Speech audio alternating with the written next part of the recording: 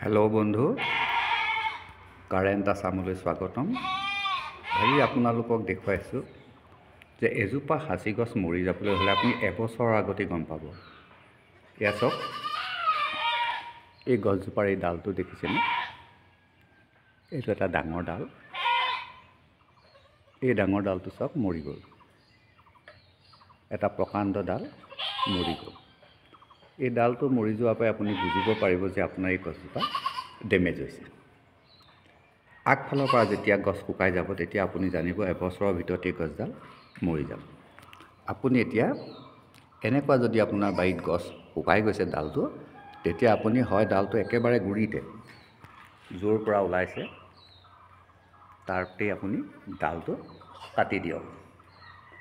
আৰু তাৰপিছত আপুনি দেখিব যে যদি ওপৰ ফালে আৰু তেনেকুৱা ডাল মৰিছে, আপুনি সেই ডালকেইটা একেবাৰে গুৰিতে কাটি দিয়ক। মানে য'লৈকে শুকাইছে তাৰ তলতে আপুনি কাটি দিয়ক। তেতিয়া আপোনাৰ গছজোপা হয়তো বাচি যাব পাৰে। কাৰণ সাঁচি গছবিলাক সাধাৰণতে ওপৰ ফালৰ পৰা মৰে। আপুনি মন কৰিব, প্ৰত্যেকজোপা গছে ওপৰ ফালৰ পৰা মৰে। যেতিয়া ওপৰ ফালৰ পৰা মৰে তেতিয়া আপুনি তাক কাটি পেলাই নি অলপ পৰিষ্কাৰ কৰি দিলে আপোনাৰ গছজোপা বাচি যাব।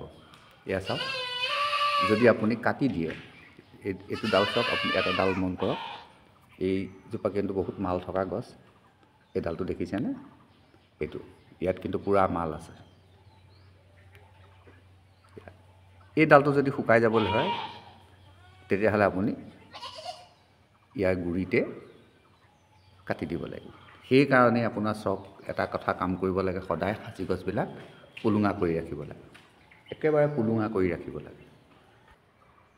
মোৰ এই গছজোপা আপুনি চাওক, কিমান পুলুঙা কৰি ৰখা হৈছে।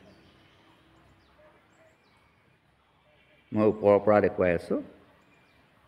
এয়া চাওক, কিমান দীঘল। এতিয়া মন কৰিছেনে? এইটো গুৰি, এতিয়া গুৰি পাইছোঁ। আপুনি গুৰিৰ পৰা মন কৰি আহক, মোৰজোপা কম দীঘল গছ নেকি? একেবাৰে 3 নম্বৰ শ্বটখন পাৰ হৈ গৈছে। এইটো চাওক, এতিয়াহে আমি আগ পাইছোঁ। চব গছ এনেকৈ আপুনি যেতিয়া পুলুঙা কৰি ৰাখিব তেতিয়া সেই গছজোপাৰ মৰাৰো চান্স খুব কম থাকে। এয়া চাওক, এইজোপা কিমান পুলুঙা কৰি ৰখা হৈছে চাওকচোন।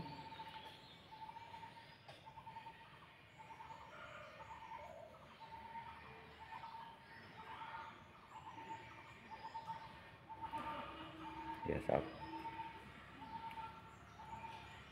কিমান দীঘল। গতিকে আপুনি গছবিলাক, আপোনাৰ যিবিলাক সাঁচি গছ আছে, আপুনি সাঁচি গছবিলাক এনেকৈ পুলুঙা কৰি দিব। পুলুঙা কৰি দিলে আপোনাৰ গছজোপা ওখও হ'ব, শকতো হ'ব, আৰু আপুনি সোনকালে লাভৱান হ'ব। হেল্ল' বন্ধু, আজি বৰ দীঘলীয়া নকৰোঁ। আজি মই আপোনালোক মাত্ৰ গছজোপা শুকাই যাব বা গছবিলাক যে মৰি যায়, মৰি যোৱাৰ আগত আপুনি কেনেকৈ এটা অনুমান কৰিব পাৰে। এই পুলিটো চাওক, এই পুলিটো কেতিয়াও নমৰে। এই বছৰ বহুত ধুনীয়া হৈ যাব। এই পুলিটো চাওক, এইটো ওপৰৰ অংশ দেখুৱাই থৈছোঁ, ইয়াৰ তলৰ ফালে এয়া চাওক, কিন্তু নমৰে।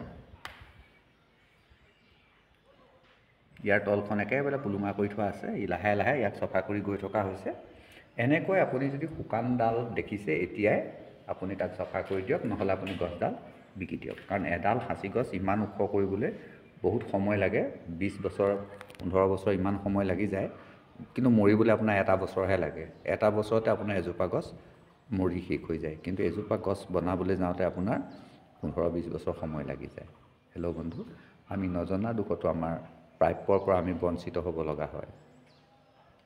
আজি ভিডিঅ'টো বেছি দীঘলীয়া নকৰি ইমানতে শেষ কৰিছোঁ। মোৰ ভিডিঅ'টো চোৱাৰ কাৰণে আপোনাক অশেষ ধন্যবাদ।